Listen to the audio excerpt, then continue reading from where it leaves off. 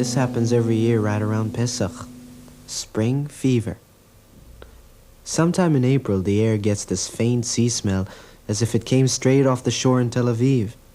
And there are strawberries again, and it's spring vacation, and all you can think about is being outside. Like the heroes of the Haggadah, splitting seas, climbing mountains, crossing deserts.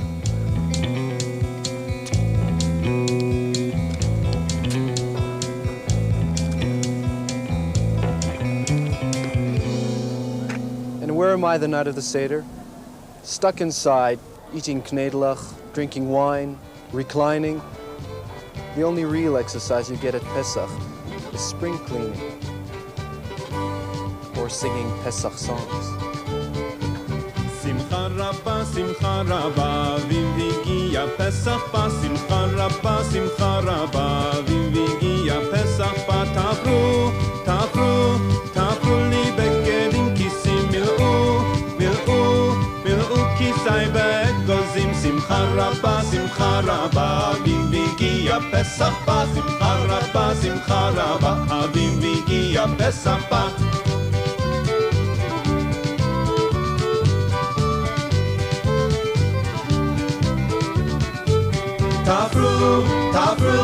Tafru li bekedim kisim mil'u kisai be'egozim. Simcha Rabba, v'higia Pesach ba. Spring fever. Each year we read in the Haggadah, V'higadeta lebincha, and you shall tell thy children of the exodus from Egypt. This is the mitzvah of Pesach. And in the course of the Seder, the story of the exodus from Egypt is told out loud, because reading it isn't enough. Books aren't enough. The Talmud says there should be no hidden meaning, no room for misinterpretation of such an important passage in our people's history. Bechol dor vador. In every generation, we must retell the story of the Exodus, relive the experience as if each one of us personally came out of Egypt. Well, that settles it. It's time for a mitzvah. This year, we're going to have a little less sitting around and a lot more of a Pesach adventure.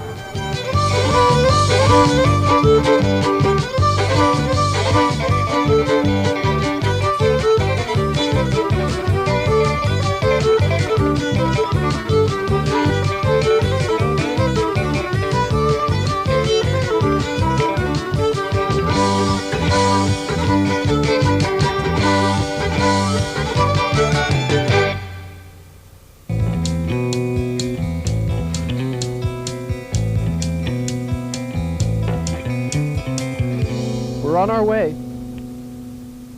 A little research, a travel guide, and a rented camel. I figured that the best way to relive the experience of coming out of Egypt was to come out of Egypt. But before anybody could come out of Egypt, somebody had to take us down there in the first place. That somebody was Jacob, son of Isaac, who was also called Israel.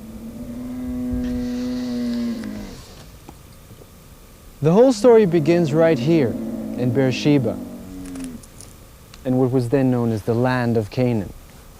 A raging famine forced Jacob to send his sons down to Egypt in search of food. There, they met up with their brother Joseph, who invited them to join him in his newly adopted home. His brothers hurried back to Jacob with this news. Well, the rest is history, brought to you now by Chaim Topol's film, Jacob's Descent to Egypt. So Israel took his journey with all that he had, and came to Beersheba, and offered sacrifices to the God of his father Isaac. And God spoke to Israel in visions of the night, and said, Jacob, Jacob. And he said, Here am I. Then he said, I am God, the God of your father. Do not be afraid to go down to Egypt, for I will there make of you a great nation. I will go down with you to Egypt, and I will also bring you up again. And Joseph's hand shall close your eyes. Then Jacob set out from Beersheba, and the sons of Israel carried Jacob their father, their little ones and their wives, in the wagons which Pharaoh had sent to carry him. They also took their cattle and their goods which they had gained in the land of Canaan. All the persons belonging to Jacob who came into Egypt, who were his own offspring, not including Jacob's sons' wives, were 66 persons in all. And they came into the land of Goshen. Then Joseph made ready his chariot and went up to meet Israel his father in Goshen. And he presented himself to him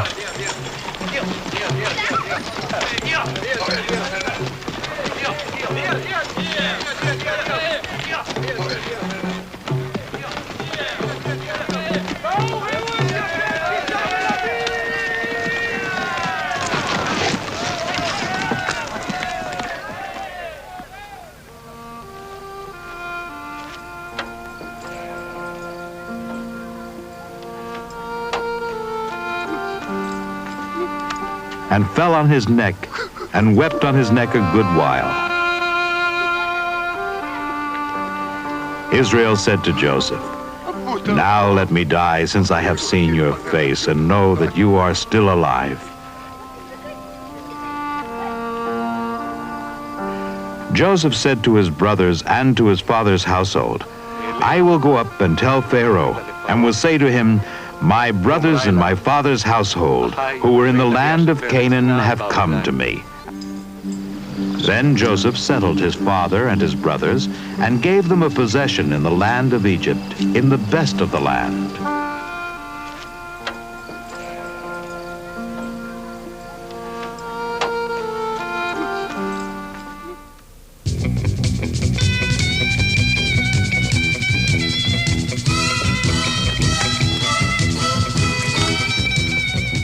Years and years later, a new pharaoh arose in Egypt, who wasn't too happy about all that Jewish prosperity in the land of Goshen.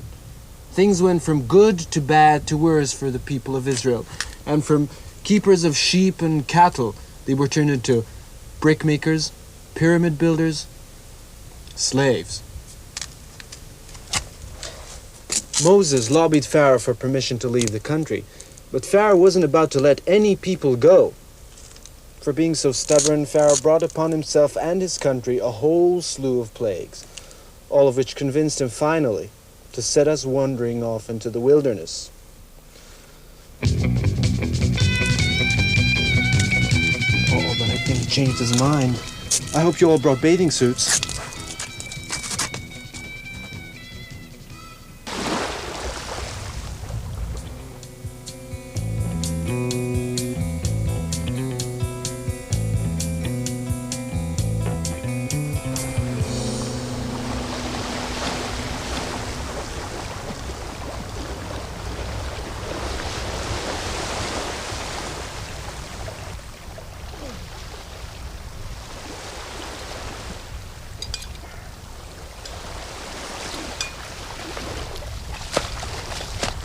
So much for crossing the Red Sea. I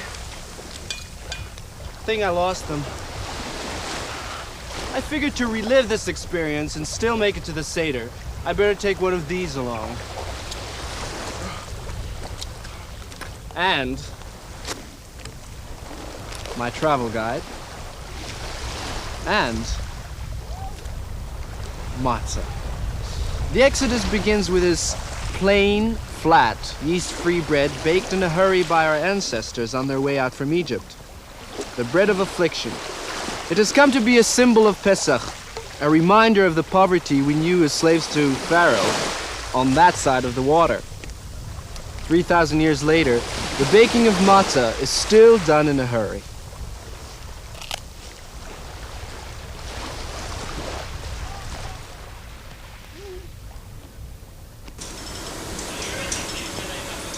Jewish tradition demands that matzah be baked no longer than 18 minutes.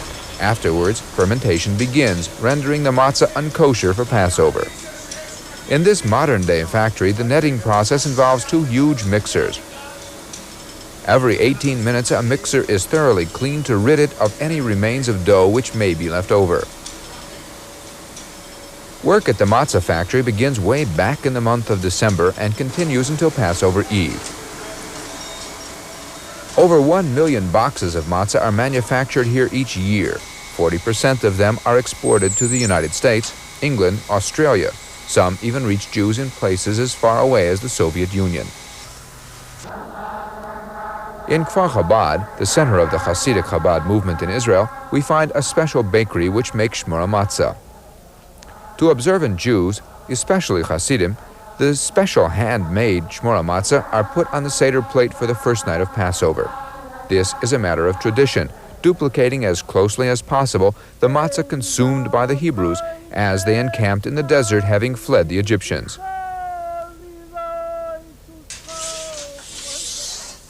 These matzahs are made from whole wheat, which was specially harvested for this purpose. These matzahs are prepared in the same manner as in ancient times, all by hand. The grain for the shmura matzah is harvested during the previous year's season and then kept under controlled dry conditions in a special room. The water used for the dough stands in a container the whole night. All organic matter must sink to the bottom.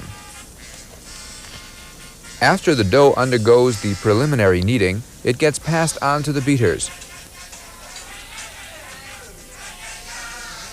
It is then quickly cut into small pieces which are divided among the workers for further kneading.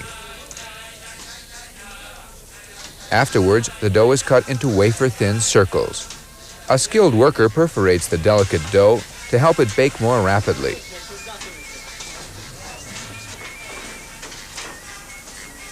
It is then placed in this special clay oven, fueled with olive wood, giving these matzah a distinctive taste, justifying their place of honor on the Passover table.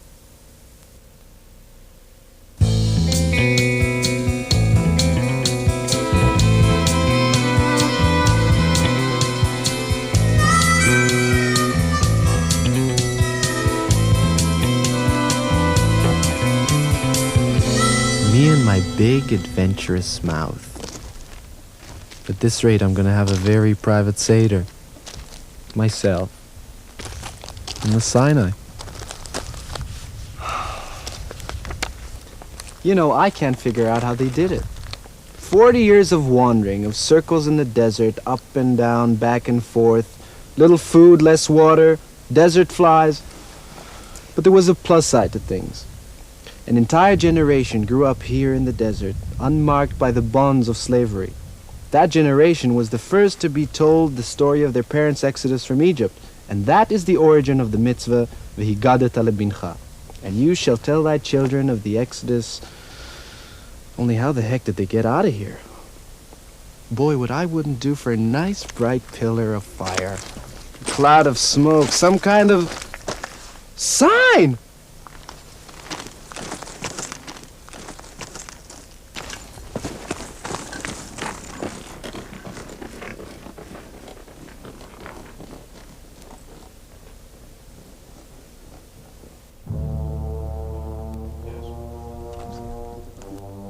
And the children of Israel wandered in the wilderness for 40 years.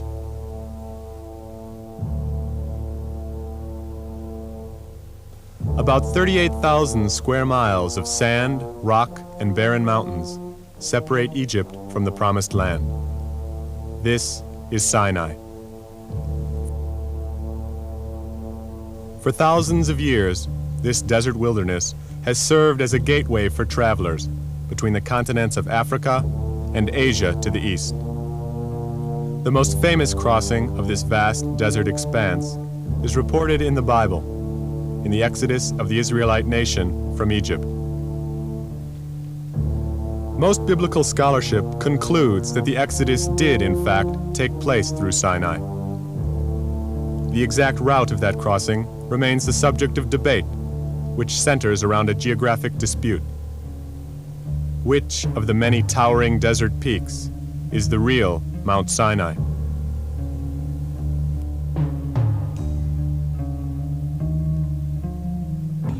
Whatever the historical arguments, scattered throughout the desert are numerous natural phenomena that closely match descriptions offered in the Bible.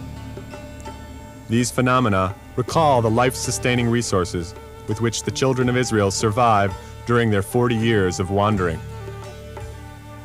And there went forth a wind from the Lord, and brought quails from the sea, and let them fall by the camp. Gathered in nets by the local Bedouin, these small quail are found in a narrow strip of land along the Mediterranean shore of northern Sinai.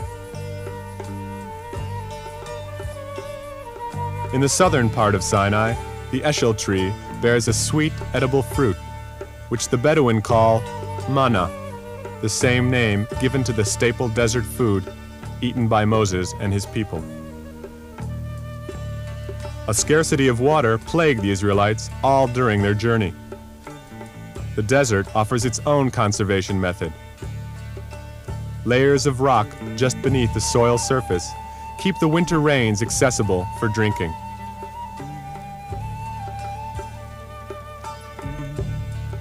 In isolated green oases throughout Sinai, one can still find these small thatched huts, which in Hebrew are called Sukkot. In the book of Exodus, Sukkot is mentioned as a place where the children of Israel camped out on their way to the land of Canaan. Bedouin tribes migrate here during the winter to find grazing land for their sheep. Everything in their makeshift camp points toward their nomadic existence. The Bedouin household carries only the barest physical necessities. Kneading and baking of the Bedouin bread is done in a hasty manner, which prevents the dough from leavening. This process is similar to that used by the Israelites when they baked the flat-caked matzah on their way out of Egypt.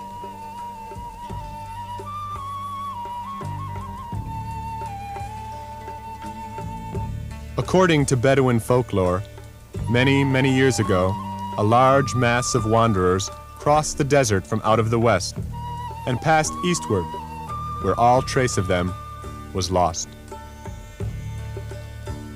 And the children of Israel wandered in the desert for 40 years, until they came into the borders of the land of Canaan. Ma salame. Thank you.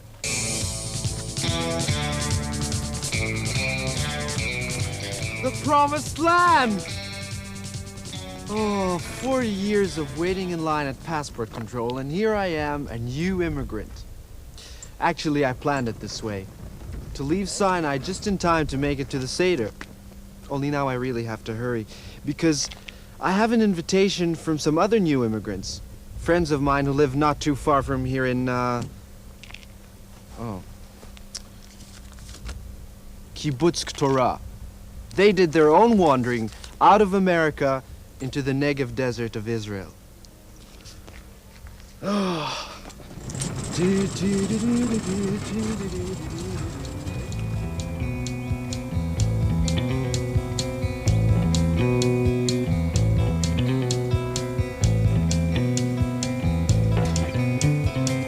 During the time that we were trying to decide what kibbutz we were coming to, the choice of Keturah seemed a pretty natural one. A young kibbutz in a very challenging area of Israel that we could have a lot of influence on, and that we felt that we could really help out by coming here. And that's one of the things that certainly attracted me to Keturah at the time.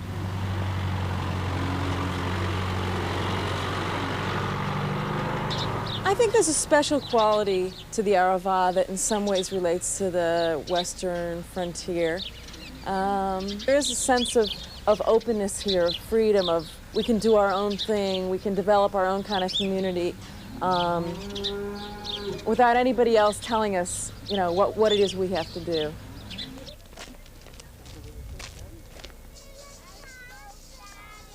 The kind of education that we're giving children is one that's geared towards group values and cooperation and labor, love of labor, and all the values that we do believe in.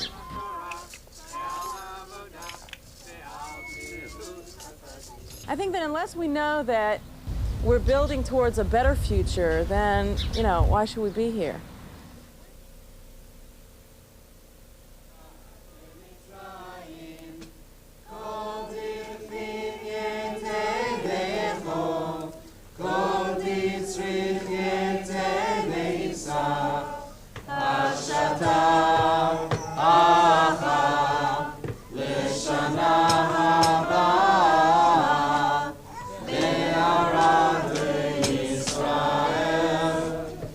Shata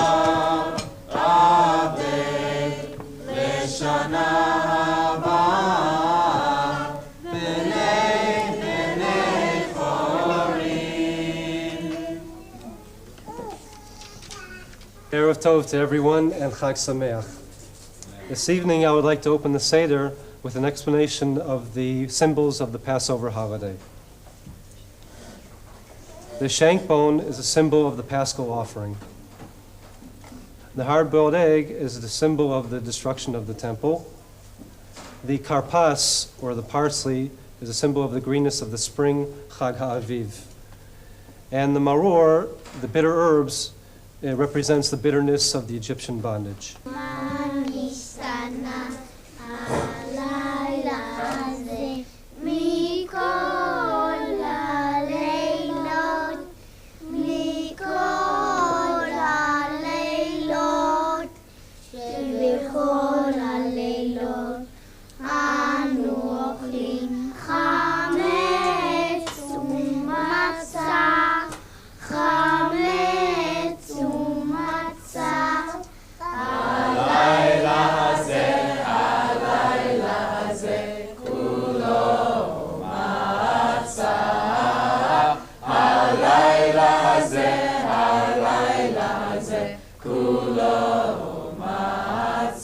רבן גמליאל היה אומר, כל שלא אמר 3 דברים אלו בפסח, לא יצא ידי חובתו, ואלו הן פסח, מצה ומרור.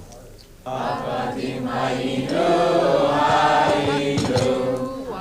ולכורים ולכורים, עבדים היינו, אתה ולכורים, עבדים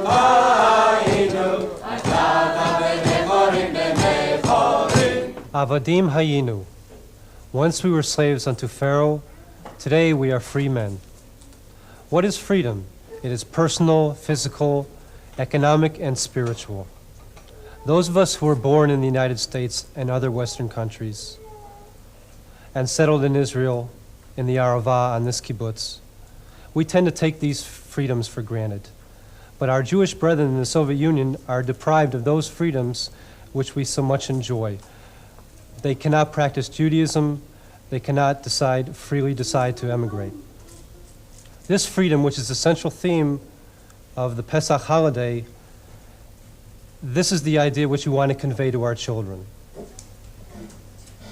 Let us all raise our cups and recite the blessing over the second cup of wine. Biyachad, Baruch Atah Adonai, Eloheinu melech haolam, Pri Hagafen.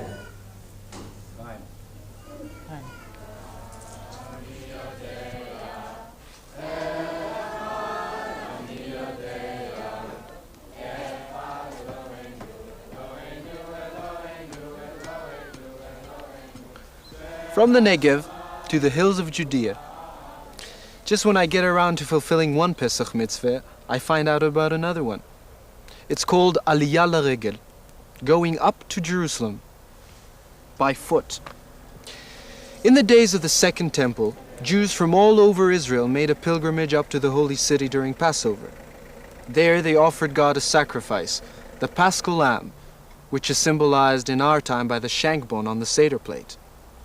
Today, the Aliyah L'Regel is celebrated by thousands of people, like myself, who march up to Jerusalem in what has turned out to be a kind of a modern Pesach parade. We're off.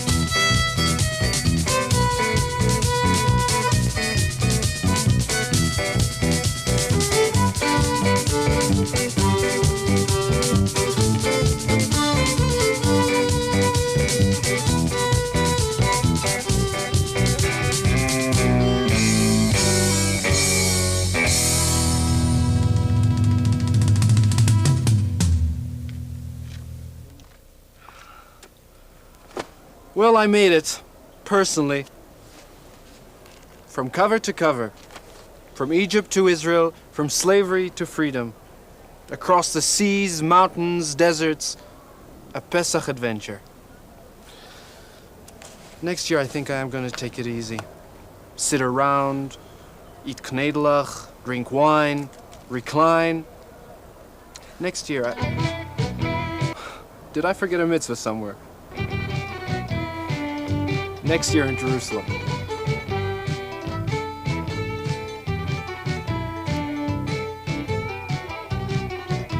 לשנה הבאה בירושלים, לשנה הבאה בירושלים הבנויה, לשנה הבאה בירושלים, לשנה הבאה בירושלים הבנויה, לשנה הבאה בירושלים, לשנה הבאה בירושלים הבנויה, לשנה הבאה בירושלים, לשנה הבאה בירושלים הבנויה, לשנה הבאה בירושלים, לשנה הבאה בירושלים הבנויה, לשנה הבאה בירושלים, לשנה הבאה בירושלים הבנויה.